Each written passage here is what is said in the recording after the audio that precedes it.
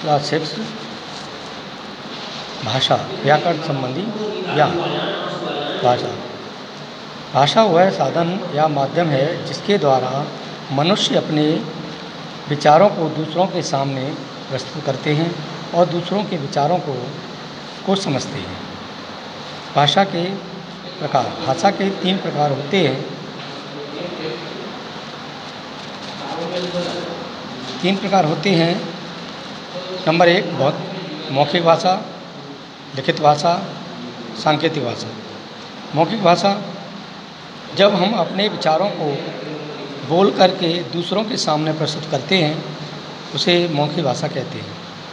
लिखित जब हम अपने भावों और विचारों को लिख करके दूसरों के सामने प्रस्तुत करते हैं तो उसे लिखित भाषा कहते हैं। सांकेतिक भाषा में जब हम सांकेतिक हाथ या हाव भाव या संकेत के द्वारा अपने भावों को विचारों को व्यक्त करते हैं तो उसे हम सांकेतिक भाषा कहते हैं।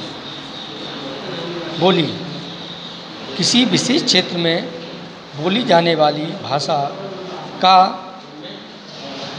रूप ही बोली कहलाती है।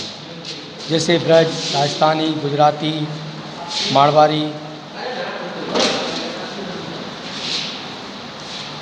व्याकरण के भेद। व्याकरण के 3 भेद होते हैं: वर्ण विचार, शब्द विचार और वाक्य विचार।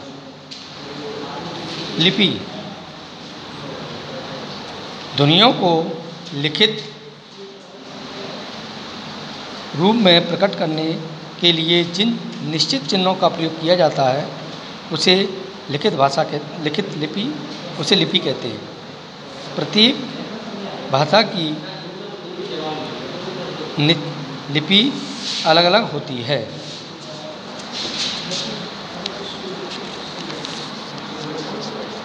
साहित्य जिन शास्त्रों में मानव जीवन का निहित हित और निहित विद्यमान हो वह साहित्य कहलाता है। हितेन सहितम साहित्यम।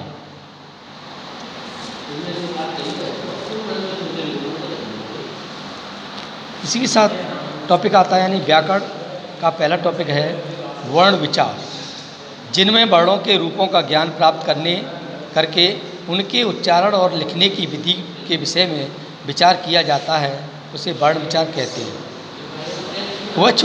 वर्ण की परिभाषा वह छोटी सी छोटी ध्वनि जिसके टुकड़े नहीं किए जा सकते हैं उसे वर्ण कहते हैं। वर्णमाला वर्णों के क्रमिक और निश्चित समूह को वर्णमाला कहते हैं। इनकी संख्या 52 होती है।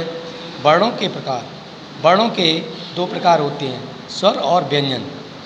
स्वर जिन वर्णों का उच्चारण करते समय वायु बिना रुकावट के मुख से बाहर निकलती है उसे स्वर कहते हैं। स्वरों की संख्या 11 होती है। जैसे अ, आ, इ, उ, री, ए, ऐ, ओ, औ। स्वरों के 2 प्रकार होते हैं: हर्षस्वर और दीर्घ स्वर। हर्षस्वर जिन स्वरों को बोलने में अधिक जिन स्वरों को बोलने में कम समय लगता है उन्हें हर्षस्वर कहते हैं और जिन स्वरों को बोलने में अधिक समय लगता है उन्हें दीर्घ स्वर कहते हैं। व्यंजन वर्ण जिन वर्णों का उच्चारण करते समय वायु थोड़ी रुकावट के साथ मुख से बाहर आती है उन्हें व्यंजन कहते हैं। व्यंजनों के प्रकार। व्यंजन मुख्य रूप से 3 प्रकार के होते हैं: स्पर्श व्यंजन, संयुक्त व्यंजन और अंतःस्थ व्यंजन। ऊष्म व्यंजन। स्पर्श व्यंजन जिन व्यंजनों का उच्चारण करते समय वायु कंठ, तुला, मूर्धा, दंत, ओष्ठ अंग का स्पर्श करके बाहर आती है उन्हें स्पर्श व्यंजन कहते हैं। इनकी संख्या 25 होती है।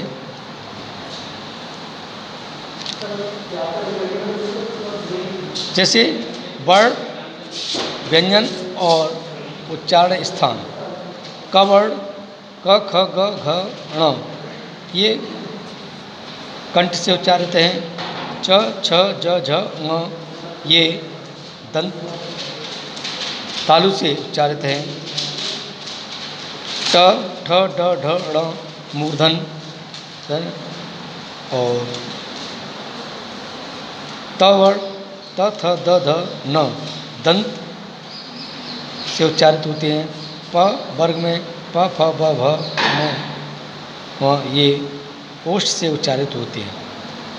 अंत्यस्थ व्यंजन जिन व्यंजनों का उच्चारण स्वर और व्यंजनों के मध्य होता है उन्हें हम अंत्यस्थ व्यंजन कहते हैं।